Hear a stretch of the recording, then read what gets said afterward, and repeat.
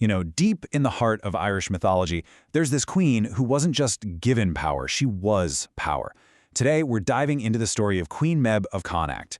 She was so ambitious, so strategic, and so completely dominant that she literally started a massive war all over a single bull. But hold on, before we jump into her epic story, we really have to ask this question.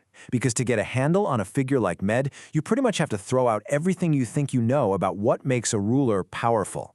We're about to step into a world with a completely different set of rules for power, marriage, and even the land itself. Okay, so let's meet her. Queen Medb of Connacht. She just storms right out of the pages of Ireland's great national epic, the Antanbo Cuailnge, which basically means the cattle raid of Cooley.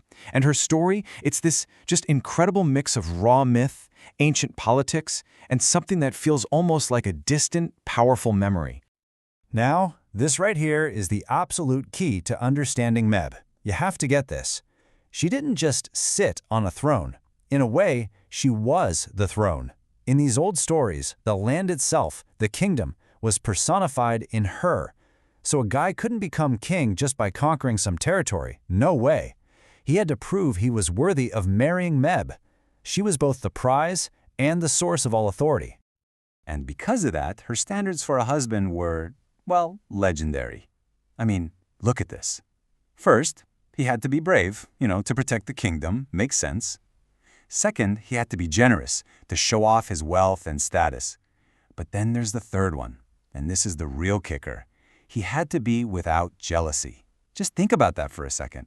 She required a partner who was totally okay with her being his equal, politically and sexually. The whole deal was always on her terms.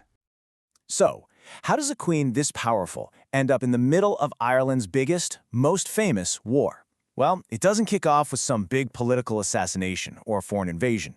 Nope, it starts with something way more human, an argument in bed about who has more stuff. Seriously, the way the epic tells it, one night Medb and her husband Ael are just lying there, and they start comparing all their possessions. It's this classic bit of pillow talk that just spirals into a full-blown competition. It's kind of like Keeping Up with the Joneses, but, on a royal mythological scale.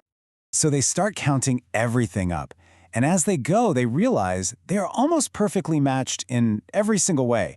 Jewels, land, herds, it's all equal, except for one thing.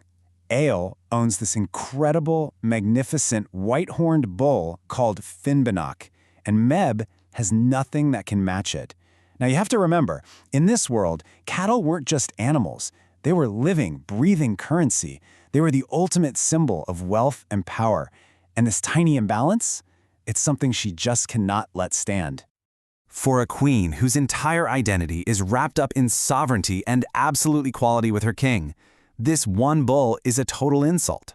So, she gets an idea. She sets her sights on the only bull in all of Ireland that's legendary enough to be a rival, the Don Cuailnge, the famous brown bull of Cooley, which happens to be in the neighboring kingdom of Ulster. And right there, a bedroom squabble about who's richer explodes into all-out war. Medb's personal mission to get one bull to even the score, well, it kicks off the central conflict of the entire Irish epic, the Great Cattle Raid of Cooley. Now Medb doesn't just send a few guys to go steal the bull. Oh no, that's not her style. Her ambition is just limitless. She calls in every favor, she uses all of her charisma and political power, and she raises a massive army from kingdoms all across Ireland. The plan? March into Ulster and take that bull by force. It is an absolutely stunning display of her influence. So this massive invasion force is on the move, but it runs into a very, very big problem. For mysterious reasons, all the men of Ulster have been struck down by a strange illness, leaving the entire kingdom defended by just one person, a single, solitary hero, the teenage warrior Cuchulainn. And what happens next is just pure legend. Cuchulainn uses the ancient rules of honorable warfare and challenges Medb's greatest champions to single combat, one after another, day after day. He literally single-handedly stalls her entire invasion at a river crossing. It's this mythic showdown between a whole army and one boy wonder. Okay, so it's really easy to look at Med and just decide she's the villain of the story, right? And for centuries, especially when Christian monks were writing down these old pagan tales, she was definitely painted that way, as greedy, scandalous, and a warmonger. But if you look closer, scholars today see a much deeper, more complicated figure. And here's the really crucial part. Medb is like a window into a lost, pre-Christian world. Through her story, we get to see a time where female sovereignty wasn't just some fantasy, it was a political concept, where marriage was a strategic alliance, and where your wealth and cattle was the ultimate measure of your power. More than anything, she represents the fierce independence of a queen who refused to let anyone else write her story. I mean, think about it. She was ambitious enough to start a war over a bull, strategic enough to unite kingdoms behind your cause, and charismatic enough to actually lead them into battle herself. She was an absolute powerhouse and totally unafraid of shattering every social rule in the book.